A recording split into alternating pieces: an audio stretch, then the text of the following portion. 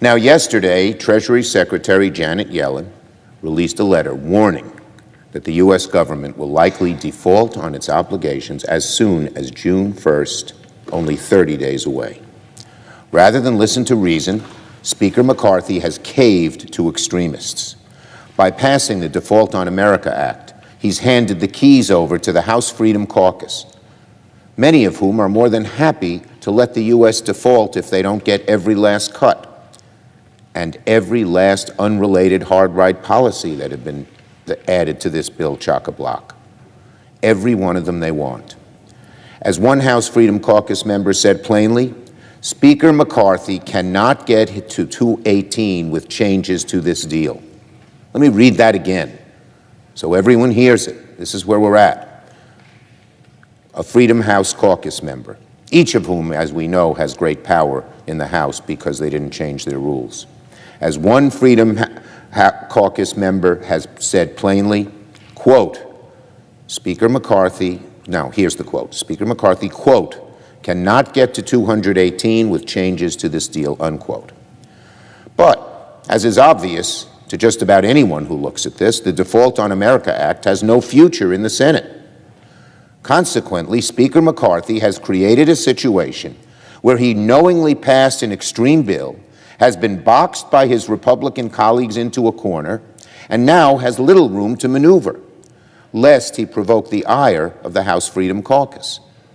McCarthy is giving us two terrible options: either default on the debt or default on our country, with steep, severe, devastating cuts to things like law enforcement, veterans, families, teachers, kids, even cancer research. The only real option that does not hurt the American people is a clean, bipartisan bill to avert default.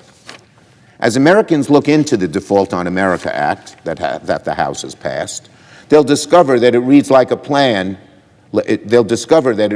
As Americans look at the Default on America Act, which the House just passed, they'll discover that it reads less like a plan for averting default and more like a House Freedom Caucus manifesto. The Default on America Act would tear at the fabric of American society, impose dramatic cuts to our public security, cutting law enforcement dramatically at a time when we need help from them, the cruel abandonment of veterans when we should be defending our veterans. Good morning, friends. So is this really happening? House Republicans are expected to cut benefits for millions of low-income Americans if this new bill is signed into law. But Biden is urging all lawmakers to vote against any cuts to Medicare and Social Security. My dearest friends, if you are struggling financially due to the crisis, you may be able to qualify for some financial help from a new list of programs. Friends, please make sure that you watch until the end of this video for all of the latest news. Also, this coming Friday, I will be announcing several winners for the Walmart gift card giveaway. If you'd like to enter these weekly giveaway, all you have to do, friends, is click and like several of my videos, and then comment below the keyword of each video that you watch. My dearest friends, the more videos that you comment on, the greater your chances of winning the giveaways. Now, Republicans in the House of Representatives passed a debt ceiling bill last week with a provision to enact new work requirements for those who are seeking federal assistance, claiming the measure would help cut the federal spending. It would require millions of low-income Americans who currently receive food stamps and health insurance from the federal government to work longer hours in order to qualify for the benefits. The proposed provision is among several demands that Republicans are making in exchange for raising the nation's borrowing limit for about 1 year. House Republicans say that the work requirements would reduce government spending and increase employment. But some economists are skeptical that they will result in significant savings for the federal government. Republicans have not budged in the refusal to raise the debt limit unconditionally. So pressure is mounting on President Biden and lawmakers to reach an agreement to raise or suspend the debt limit, with the U.S. Treasury Department warning this past Monday that the United States could run out of money to pay its bills as early as June 1st. That is a few weeks earlier than originally expected. Soon after the Treasury's announcement, the president extended an offer to meet House Speaker Kevin McCarthy, reversing his previous stance to not negotiate with Republicans.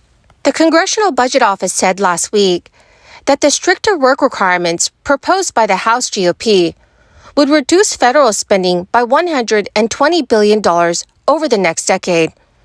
That is a small portion of the roughly $4.8 trillion in savings the bill would generate.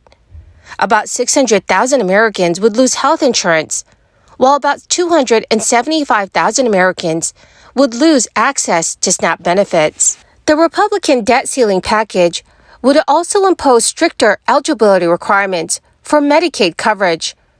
For many Americans, the new work requirements could make the situation much worse. According to data, the individuals who would lose their benefits because of a work requirement are some of the most vulnerable adults. GOP Representative Matt Gaetz is one of the lawmakers who called publicly for tougher, longer work requirements for recipients of food stamps and Medicaid. But ultimately, economists warn that the government can incur additional costs when low-income people lose access to federal benefits, especially access to health care. Democrats say that even if work requirements for federal aid do not make it in a final debt limit bill, Republicans are likely to keep pushing the issue. So, dear friends, what are your thoughts about these stricter work requirements? Please let me know what your thoughts are in the comment section below. Thank you so much, friends. If you are looking for extra financial aid, you may want to apply for these programs. The Affordable Connectivity Program is a benefit program that helps ensure that households can afford the broadband they need for work, school, healthcare, and more. The benefit provides a discount of up to $30 per month towards internet service for all eligible households. Eligible households can also receive a one-time discount of up to $100 to purchase a laptop, desktop computer, or tablet from participating providers if they contribute more than $10 and less than $50 towards a purchase price. The Affordable Connectivity Program is limited to one monthly service discount and one device discount per household. So if you receive SNAP, Medicaid, or SSI benefits, you are eligible for this financial aid. Also, there is a low-income home energy assistance program that helps keep families safe and healthy through initiatives that assist families with energy costs. The program provides federally funded assistance to reduce the costs associated with home energy bills, energy crisis, weatherization, and minor energy-related home repairs. This program can help you stay warm in the winter and cool in the summer through programs that reduce the risks of health and safety programs that arise from unsafe heating and cooling situations.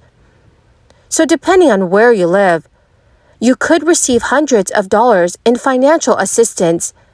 So dearest friends, please make sure to check with your county's low-income energy office for more information. Well, my awesome and amazing friends, that is the end of my daily stimulus update video. Thank you, dearest friends, for being part of this community and for being here every single day.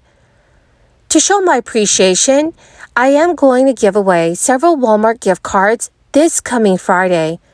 If you'd like to enter the weekly giveaway, friends, all you have to do is click and like several of my videos and then comment below the keyword of each video that you watch. The more videos that you comment on, dear friends, the greater your chances of winning the giveaways. Thank you and have a wonderful and very blessed Tuesday.